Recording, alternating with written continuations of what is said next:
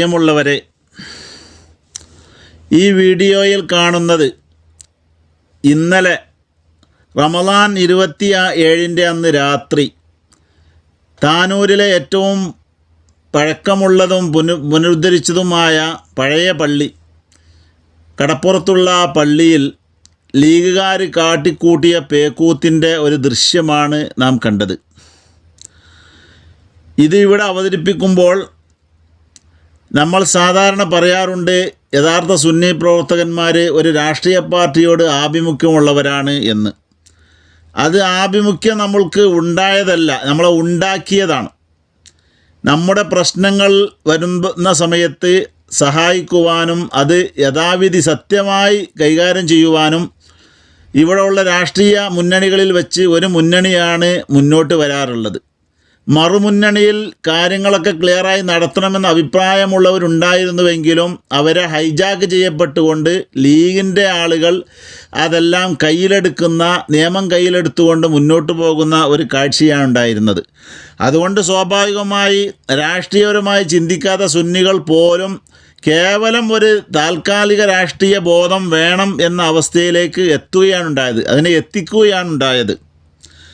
അപ്പോൾ ആ വിഷയത്തിൽ അവർ ചിന്തിച്ചപ്പോൾ മതമില്ലാത്തവരാണ് ഈ വിഷയത്തിന് നല്ലത് എന്ന് തോന്നി. പള്ളിയിലേക്ക് കയറി വന്നുകൊണ്ട് അധികാരം നടത്താൻ മതമില്ലാത്തവർ ശ്രമിക്കില്ല.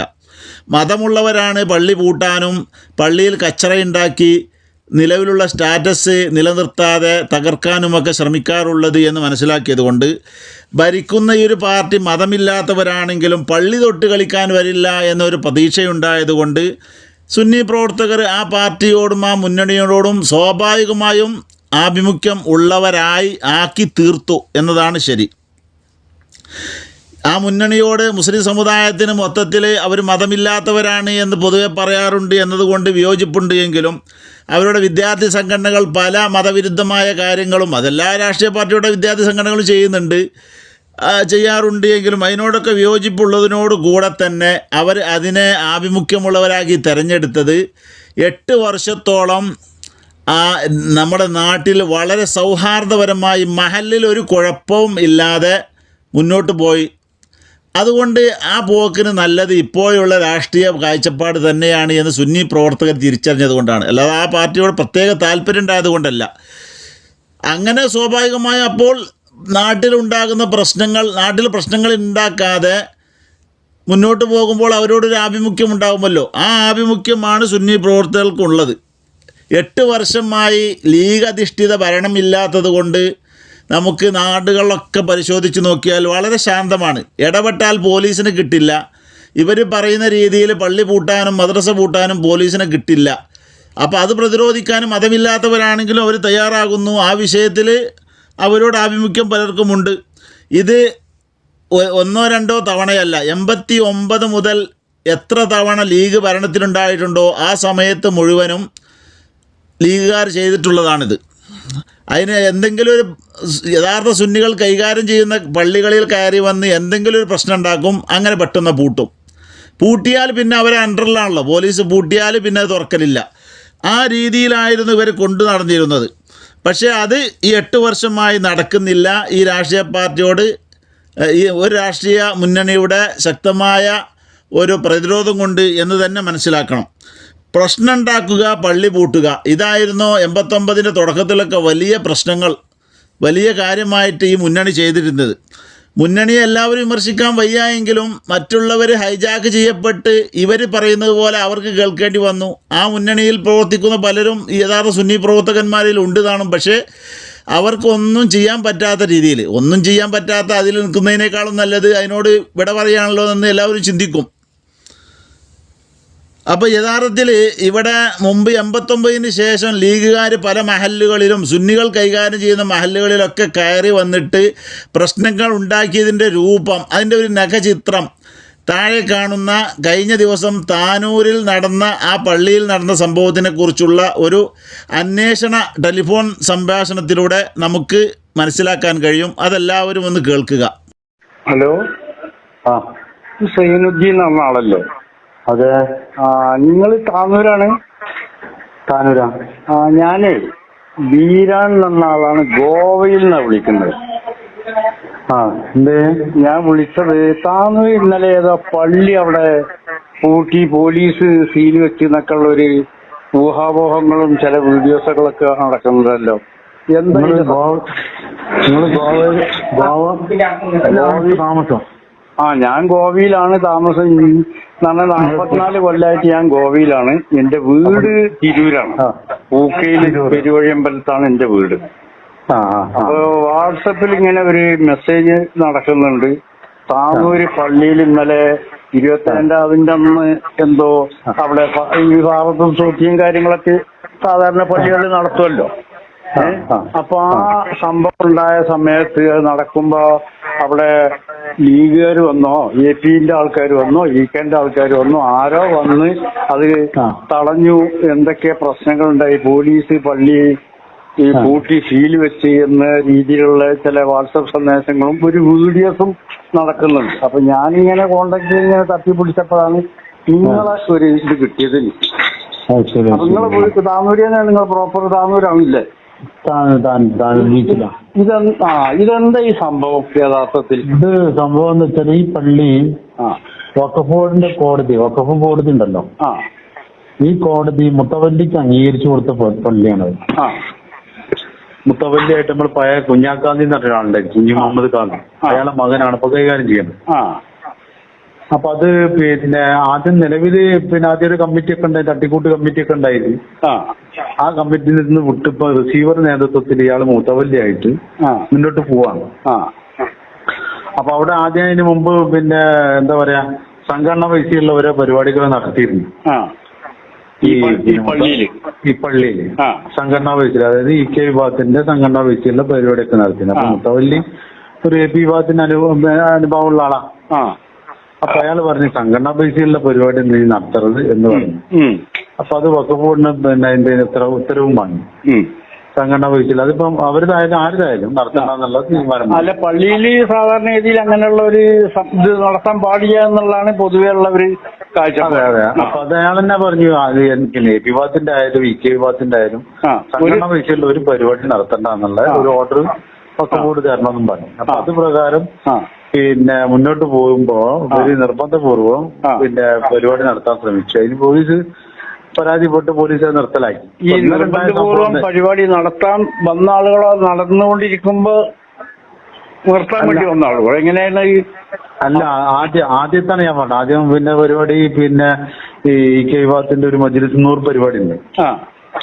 അപ്പൊ അതിങ്ങനെ നടത്തുമെന്ന് പറഞ്ഞപ്പോ പോലീസ് കംപ്ലൈന്റ് ചെയ്തു. ഈ രേഖയൊക്കെ വെച്ചുകൊണ്ട് കംപ്ലൈന്റ് ചെയ്ത് പോലീസുകാർ ബന്ധപ്പെട്ടു. അവരുടെ നടത്തണ്ട, ഇത് ഓർഡർ ഉണ്ടായതിന്റെ പേരിൽ അത് നടത്തണ്ട എന്ന് പറഞ്ഞു. അങ്ങനെ നടത്താതെ പോയി. മജ്‌ലിസ് നൂർ EK വിഭാഗം നടത്തുന്ന ഒരു പരിപാടിയാണ്. അപ്പൊ അതുകൂടാതെ വേറെന്തൊക്കെ പരിപാടിയൊക്കെ ഉണ്ട്, ചെറുതും വലുതൊക്കെ. അപ്പൊ അതൊക്കെ നിർത്തലാക്കി. അപ്പൊ ആരും നടത്തണ്ട എന്നുള്ള തീരുമാനത്തിലാണ് പൊതുവായി എത്തിയിട്ടുള്ളത്. ഇന്നലെ ഉണ്ടായ സംഭവം എന്താ വെച്ചാൽ, ഈ 25-ാവിനകത്ത് നടക്കുന്ന പരിപാടി പള്ളികളിൽ ഉണ്ടായിട്ടുള്ള ഈ പ്രാർത്ഥന ഉണ്ടല്ലോ. അപ്പൊ ഇന്നലെ എന്റെ നാട്, ഞാൻ പെരുവമ്പലത്തിലുള്ള, ഞാൻ ഇന്നലെ ബന്ധപ്പെട്ടപ്പോ പെരുവമ്പലം പള്ളിയിൽ എന്റെ വീട്ടിലത്തെ പേരക്കുട്ടികളൊക്കെ പോയിട്ട് രാത്രി 2 മണിയോട് കൂടിയിട്ട് അവര് വരുന്നത്. അവിടെ പള്ളിയിൽ എന്തൊക്കെ പരിപാടികൾ ഉണ്ടായിരുന്നു.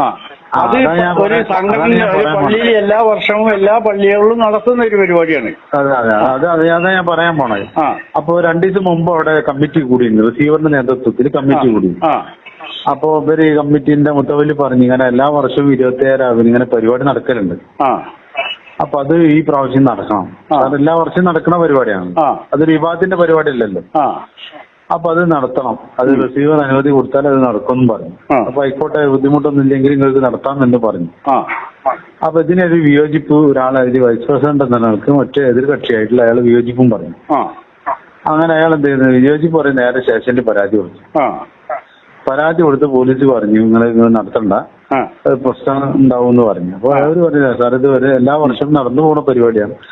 പ്രശ്നം ഉണ്ടാക്കുകയാണെങ്കിൽ ഞങ്ങള് ഒരു ഭാഗം പ്രശ്നം ഉണ്ടാക്കുകയാണെങ്കിൽ നമ്മൾ അതിന് നിന്നൊരു കാര്യം ചെയ്യല്ലോ, ആയിക്കോട്ടെ എന്ന് പറഞ്ഞ് അവര് തിരിച്ചു പോന്നു. അപ്പോ എന്താ പറയാ, തറാവി നിസ്കാരം കയ്യലോട് കൂടി ഈ വിത്തർ നിസ്കാരം തുടങ്ങുന്നതിന് മുമ്പ് ഒരു ചെറിയ ഗ്യാപ്പ് ഉണ്ടല്ലോ, ആളുകൾ വല്ല കട്ടൻ ചായ എന്തെങ്കിലുമൊക്കെ കഴിക്കാൻ വേണ്ടി, ആ ഗ്യാപ്പിൽ എന്ത് ചെയ്ത് ഇവര് സംഘടിച്ച് ഇവര് പുറത്ത് EK വിഭാഗത്തിന്റെ ലീഗിന്റെ പ്രവർത്തകരാണ്, IK വിഭാഗത്തിന്റെ ആളിലൊക്കെ ഉണ്ടായിരുന്നു. അപ്പൊ അവര് പുറത്ത് തന്നെ ആൾക്കൂട്ടായിട്ട് അവിടെ ഉണ്ടായിരുന്നു. ഈ ഗ്യാപ്പിൽ അവരെന്ത് ചെയ്ത് അവരാണ്ട് കയറി ഒച്ചപ്പാടും ബഹളൊക്കെ ഉണ്ടാക്കി അവിടെയുള്ള പ്രായമുള്ള ആളുകൾക്കൊക്കെ പരിക്ക് പറ്റി. അത് വീണിട്ട് പരിക്കിട്ട് ഇവര് തള്ളന്റെ മുന്നിലൊക്കെ കൂടി ആയപ്പോയി വീണവിടെ പരിക്കൊക്കെ ഉണ്ടായി. ലാസ്റ്റ് പോലീസ് കയറി. കച്ചറ കൂടുമ്പോ പോലീസ് പിന്നെ നോക്കിക്കൂലല്ലോ. പോലീസ് കയറി ഒന്നും ചെയ്തില്ല. പോലീസ് എല്ലാരും സമാധാനിപ്പിച്ച് പോലീസ് എല്ലാരും പുറത്താക്കി എല്ലാരും പോയ ശേഷം പിന്നെ ലീഗിന്റെ പിന്നെ ഒരുത്തനാണ് പള്ളി ചാവിട്ട് പോയത്. ചാവിട്ടു അല്ലെ പോലീസ് അതിന് അധികാരമില്ല. കാരണം റിസീവർ നേതൃത്വത്തിലുള്ള പള്ളി പോലീസ് ചാവിടാൻ പാടില്ല. അത് പോലീസ് കൊടുക്കും. അത് റിസീവർ ചോദിച്ചാൽ പോലീസിന് മറുപടി കൊടുക്കാൻ കഴിയണം. അവിടെ പിന്നെ കച്ചറക്ക് വന്നവരുത്തെ പിന്നെ എന്താ പറയാ ഗേറ്റിൽ ചാവിട്ട് പോയി. അത് അതിക്രമല്ലേ? അത് അതിക്രമമാണ്. അപ്പൊ അത് പോലീസിനോട് നമ്മളതിന് ശേഷം ബന്ധപ്പെട്ട് പോലീസിനോട് പറഞ്ഞു ഇങ്ങനെ പള്ളി പിന്നെ സുബഹിസ്കാരത്തിന് പള്ളി തുറക്കണം, പള്ളി പൂട്ടി പോയിരിക്കുകയാണ്, അത് അങ്ങനെ ഒരു കച്ചറ ഉണ്ടാക്കി കഴിഞ്ഞാൽ ബുദ്ധിമുട്ടാവും, അതുകൊണ്ട് എന്ത് ചെയ്യണം ചാവി വാങ്ങിക്കൊടുക്കണം എന്ന് പറഞ്ഞു. അപ്പൊ പോലീസ് പറഞ്ഞു ഞങ്ങളെ തന്നെ ചാവി നിന്നകത്താന്ന് പറഞ്ഞു. റിസീവർ കയ്യിലാന്ന് പറഞ്ഞു. അല്ല റിസീവർ അല്ല, പിന്നെ ഈ ലീഗിന്റെ പ്രവർത്തകനെത്തുന്ന് പറഞ്ഞു. അപ്പൊ അത് റിസീവറിനോട് ബന്ധപ്പെട്ടു. റിസീവർ പള്ളീന്റെ പിന്നെ മുക്കരുണ്ടാണ്. മുക്കറിനോട് ബന്ധപ്പെട്ട് മുക്കർ പറഞ്ഞില്ല ചാവി ഞാൻ വാങ്ങിക്കോളാം, സുബഹിക്ക് നിസ്കരിക്കാം. അപ്പൊ റിസീവർ കുറച്ച് സ്ട്രോങ്ങിൽ തന്നെ പറഞ്ഞിട്ടുള്ളത്. അങ്ങനെ ഇല്ല ചാവി ഞാൻ വാങ്ങിക്കോളാം, ഇപ്പൊ തന്നെ വാങ്ങിക്കോളാം, ചാവി ബുദ്ധിമുട്ടില്ല എന്ന് പറഞ്ഞു. അത് പ്രശ്നമില്ല. ഇതാണ് ഉണ്ടായ സംഭവം. അല്ല പോലീസ് അത് പറഞ്ഞ് പിന്നെ പോലീസാണ് പറഞ്ഞ ചാവി കൊടുക്കണമെന്ന്.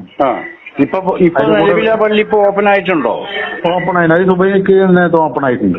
ഇപ്പൊ ഇന്നിപ്പോ വൈകുന്നേരം സുബഹി ദിവസം ദുഹൂറേസറന്മാരും എല്ലാം അവിടെ നടന്നത് എല്ലാം നിസ്കാരം നടന്നിട്ട് അതിനൊന്നും തർക്കമില്ല.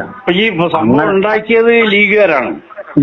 അതെ ലീഗാണ്. കാരണം തറാവി നിസ്കരിക്കാൻ പോലും അനുവദിച്ചില്ല, പ്രത്യേകിച്ച് 26-ന്. ഇന്നലെ അവിടെ തറാവി നിസ്കാരം നടന്നിട്ടില്ലേ? തറാവി നിസ്കാരം നടന്നില്ല. പക്ഷെ തറാവി നിസ്കാരം കയ്യലോട് കൂടിയാണ് അവർ വരുന്നത്. ഈ തറാവി പൂർത്തീകരിക്കണത് പിന്നല്ല എന്താ ഫിത്ർ നിസ്കാരം. ഫിത്ർ നിസ്കാരം അതും കൂടി നിസ്കരിപ്പിച്ചില്ല. അത് വലിയൊരു മഹാഭാവായി പോയി. അല്ല ഞാൻ എന്താ പറയുക, നമ്മളെ ഗ്രൂപ്പുകൾ ഇങ്ങനെ നടക്കുന്നുണ്ട്. അപ്പൊ ഇതിന് വല്ലാത്തൊരു പന്തികേട് തോന്നിയപ്പോഴാണ് ഞാൻ നിങ്ങളെ ഇത് നമ്പർ സംഘടിപ്പിച്ചിട്ടാണ് ഇപ്പൊ നിങ്ങൾക്ക് വിളിച്ചത്. ഇതാണ് എന്റെ യഥാർത്ഥ സത്യം. ഇപ്പൊ അതിന് നിലവിൽ എന്തെങ്കിലും കംപ്ലൈന്റ് പോലീസിൽ എന്തെങ്കിലും പരാതികൾ ഇപ്പൊ നിലവിൽ നിൽക്കുന്നുണ്ടോ? അപ്പൊ പരാതി ഉണ്ട്. ഇപ്പൊ പിന്നെ എന്താ പറയാ, ഈ അവിടെ കച്ചറുണ്ടായ ഒരാൾ പരിക്ക് പറ്റിയ ആള് പിന്നെ ഹോസ്പിറ്റലിൽ അഡ്മിറ്റ് ചെയ്ത് പരിക്ക് പറ്റിയ ആള് പള്ളിക്കകത്തുള്ള ആൾക്കാണ് പരിക്ക് പറ്റിയിട്ടുള്ളത്. പരിക്ക് പറ്റിയ അയാള് പ്രായമുള്ള ഒരു കാക്കാണ്. ഇവര് ഈ തള്ളന് വിളിച്ചതിന് മുമ്പ് വന്നപ്പോ അയാളാണ്ട് വീണുപോയി. അവിടെ പഠിക്കുമ്പോൾ വീണ് ശരി അയാളിപ്പോ ആശുപത്രിയിലുണ്ട്.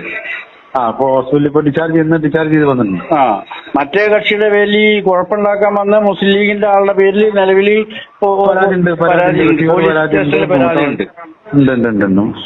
പിന്നെ റിസീവർ പരാതിയുണ്ട്, മുത്തവല്ലിന്റെ പരാതിയുണ്ട്, പിന്നെ നാട്ടുകാരുടെ പരാതിയുണ്ട്.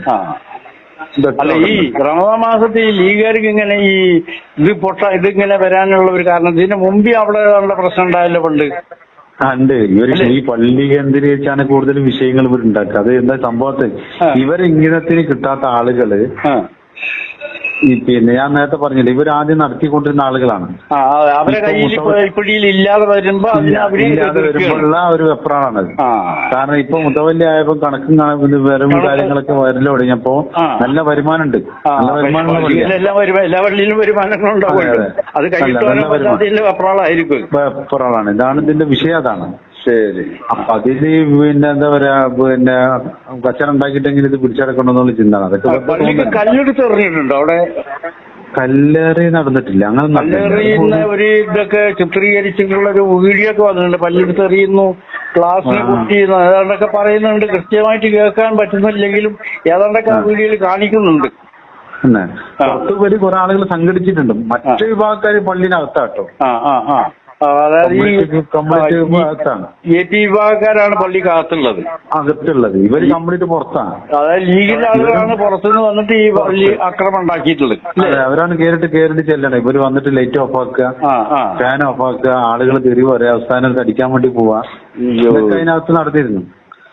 ഈ വിഷയങ്ങളാണ് അവിടെ ഉള്ളത്. അപ്പൊ പോലീസ് ആ സമയത്ത് പെട്ടെന്ന് ഇടപെട്ടുകൊണ്ട് പ്രശ്നങ്ങൾ ഇല്ലാതെ അങ്ങോട്ട് സ്പ്രെഡ് ചെയ്യാതെ പോയി. ഇത് ടൗൺ ജുമാ മസ്ജിദിലാണോ ഇപ്പോൾ? അതെ, ടൗൺ ജുമാ മസ്ജിദ്. ശരി, ടൗൺ ജുമാ മസ്ജിദ്. ഓക്കെ ശരി. നിങ്ങളെ പേര്? രാഷ്ട്രീയ തിട്ടൂരങ്ങളിൽ നിന്നും സുന്നികൾ സ്വാതന്ത്ര്യം നേടിയതിൻ്റെ ഒരു നായികക്കല്ലിൻ്റെ ഡേറ്റാണ് 1989 എന്ന് പറയുന്ന എറണാകുളം സമ്മേളനം നടന്ന ആ കാലഘട്ടം. അതോടുകൂടെയാണ് സുന്നികൾക്കൊരു സ്വതന്ത്ര വ്യക്തിത്വം ഉണ്ടായത്. അതിന് മുമ്പ് ഈ രാഷ്ട്രീയ പാർട്ടി സുന്നികളോട് ഇതുപോലെയുള്ള കാര്യങ്ങളായിരുന്നു ചെയ്തിരുന്നത്. ഇപ്പോൾ ഒരു 8 വർഷത്തോളം യാതൊരു പ്രയാസവും ഇല്ലാതെ കണ്ടപ്പോൾ അപ്പുറത്തും ഇപ്പുറത്തുള്ള ഏതെങ്കിലുമൊക്കെ ഒറ്റപ്പെട്ട സംഭവങ്ങൾ ഉണർത്തിക്കൊണ്ട് മാധ്യമങ്ങളിലൂടെ ചില ഗോപ്രയങ്ങൾ നടത്തുന്ന ചില ഗിനാലൂരിസം വാദിച്ച ആളുകൾ അവർ ചെയ്യുന്നതൊക്കെയാണ് യഥാർത്ഥത്തിൽ വേണ്ടത്, ഇവിടെ ഒരു മാറ്റം ആവശ്യമാണ്, എന്നാലേ ശരിയാകുള്ളൂ എന്നൊക്കെ പറഞ്ഞുകൊണ്ട് അവരെ സപ്പോർട്ട് ചെയ്യാൻ വേണ്ടി പുതിയ തലമുറയിലുള്ള സുന്നി പ്രവർത്തകന്മാരിൽ പലരും അവരെ ലൈക്ക് ചെയ്യുകയും അവരെ സപ്പോർട്ട് ചെയ്യുകയും ചെയ്യുന്നതായി അറിയുന്നുണ്ട്. യഥാർത്ഥത്തിൽ ഈ ഭരണം അങ്ങോട്ട് പോയി പുതിയൊരു ഭരണം വന്ന് കഴിഞ്ഞാൽ എന്തായിരിക്കും ഉണ്ടാവുക എന്നതിൻ്റെ ഇന്ന് ജീവിച്ചിരിക്കുന്ന ഇളം തലമുറക്കുള്ള ഒരു ദൃഷ്ടാന്തമാണ് ഇവിടെ കണ്ടത്. ഭരണം ഇല്ലാഞ്ഞിട്ട് പോലും അവർ പള്ളി പൂട്ടിയിടാനുള്ള ശ്രമത്തിന് വന്നു. പക്ഷേ ഇപ്പോൾ പൂട്ടിയിടാൻ പെട്ടെന്ന് കഴിയില്ല, കാരണം അവർ ആജ്ഞാനുവർത്തികളായ പോലീസും ബന്ധപ്പെട്ടവരും ഒന്നുമില്ല. അതുകൊണ്ട് അപ്പോൾ ഈ സുന്നി പ്രവർത്തകർ മനസ്സിലാക്കാൻ, നിങ്ങളെ സംബന്ധിച്ചിടത്തോളം നിങ്ങൾക്ക് ത്യാഗം അറിയില്ല ഈ പുതിയ തലമുറയിലുള്ളവർക്ക്. അതുകൊണ്ട് തന്നെ പഴയ ആളുകൾ സഹിച്ച ത്യാഗത്തിൻ്റെ തോത് നിങ്ങൾക്കറിയുകയുമില്ല. നിങ്ങളിവിടെ വന്നപ്പോൾ എല്ലാ നിലക്കും ഇസ്സത്തോടുകൂടെ സംഘടനാ പ്രവർത്തനം നടത്താൻ പറ്റുന്ന സാഹചര്യമുണ്ട്. ചുരുക്കി പറഞ്ഞാൽ വിളമ്പി വെച്ചത് വയ്ക്കാനും വിരിച്ചിടത്ത് ഉറങ്ങാനും വന്നവരെ പോലെയാണ് ഇപ്പോഴുള്ള പുതിയ തലമുറ.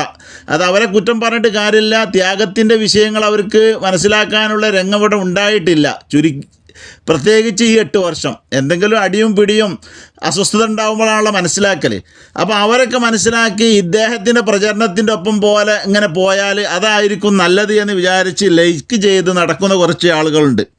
അവർ യഥാർത്ഥത്തിൽ നമ്മുടെ പ്രസ്ഥാനത്തെ അപഹസിച്ചുകൊണ്ട് എവിടേക്കോ തള്ളിവിടാനാണ് ശ്രമിക്കുന്നത് എന്ന് തിരിച്ചറിയാൻ നമ്മുടെ പ്രവർത്തകന്മാർക്ക് ബോധമുണ്ടാകണം. അതുകൊണ്ട് പറയാനുള്ളത്, വോട്ടെടുപ്പിൻ്റെ സമയമാണ്. വോട്ട് കുത്തുമ്പോൾ ശ്രദ്ധിക്കുക, അല്ലെങ്കിൽ പിന്നീട് ഖേദിക്കേണ്ടി വരും. ആരെങ്കിലും പ്രകോപിപ്പിച്ചിട്ടോ അല്ലെങ്കിൽ പ്രലോഭനങ്ങൾ നടത്തിയിട്ടോ ഇന്ന മുന്നണിയാണ് നല്ലത് എന്ന് നിങ്ങൾക്ക് മാർഗദർശനം നൽകുന്നുണ്ട് എങ്കിൽ മറുമുന്നണി വന്നാൽ ഇവിടെ ഉണ്ടായിരുന്നതിൻ്റെ ഒരു രേഖാചിത്രമാണ് ഇവിടെ നടന്നിട്ടുള്ളത്. അത് ഒരിടത്തെ സംഭവം മാത്രമാണ്. മൊത്തത്തിൽ കേരളത്തിൽ അവർ നടത്തിയിരുന്ന നായാട്ട് ഇതുപോലെയായിരുന്നു. അത് ആവർത്തിക്കാതിരിക്കാൻ നിലവിലുള്ള ആഭിമുഖ്യം തന്നെ യഥാർത്ഥമാണ്. 8 വർഷം നമുക്ക് സ്വസ്ഥമായി മഹല്ലുകളിൽ ജീവിക്കാൻ അവസരം തന്നത്, മഹല്ലുകളിൽ പ്രശ്നമില്ലാതിരിക്കാൻ തന്നത് മതമില്ലാത്തവരാണെങ്കിലും ശരി, ആ മതമില്ലാത്തതാണല്ലോ മതമുള്ളവരുടെ ഈ കോപ്രയങ്ങളെക്കാളും നല്ലത് എന്ന് മനസ്സിലാക്കി മുന്നോട്ട് നീങ്ങുന്നതാണ് സുന്നി പ്രവർത്തകന്മാർക്ക് നല്ലത് എന്ന് അഭിപ്രായപ്പെടുകയാണ്.